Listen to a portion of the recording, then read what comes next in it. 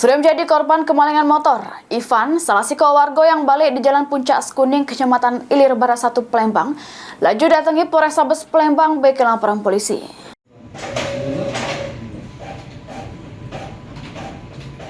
Nasib apes yang dialami Ivan, warga yang balik di Jalan Puncak Sekuning, Kecamatan Ilir Barat 1 Palembang, sudah menjadi korban kehilangan motor di parkiran depan rumah. Atas kejadian tersebut, korban laju datangi Polrestabes Palembang bagi laporan polisi. Kejadian dewek bermula korban yang markir ke motor kesayangannya di jabo depan rumah dengan kondisi kunci masih nempel di motor. Korban yang merasa motornya sudah aman, terus masuk ke jero rumah guna naruh barang bawaannya. Sebelumnya korban dewek juga pelaku yang merupakan kawan anaknya sedang duduk di ruang tamu. Sambil nunggu anak korban guna nawa iloka gawean, pas korban masuk ke jero kamar terdengar suara motor. Korban yang panik langsung metu jengok motornya, tidak tahunya motor korban sudah melengket dibawa oleh kawan anaknya. Sempat ditelepon oleh korban, cuma HP pelaku tidak aktif. Atas kejadian tersebut, korban kehilangan motor kesayangannya merek Honda Vario warna putih hitam BG4055 AAB dengan total kerugian diperkirakan ke 7 juta rupiah.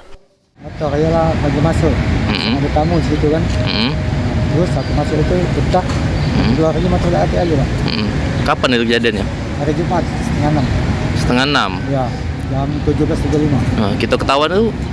Iyalah, aku bini motor itu. Nah, gitu. Ada CCTV tak katanya? Oke Pak, itu yang susah ya. Kita tahu tak pelakunya umur berapa? Pelakunya yang satu Pak. DWA ya? Ya, Kita tahu pelakunya DWA itu dari mana? dari teman ini siapa? Anak adik ipar. Ya. Motor kita bisa dibawanya itu kak? Dia bawanya pakai kunci apa? Kunci ada di situ lah Pak. Oh kunci itu taruh dalam iya, motor? Pelaku masuk di barang itu. Posisinya berarti kunci itu ditaruh di motor itu lah, masih tergantung di motor kan? Ya. Oh, dia keluar langsung dibawanya berlari. Ya.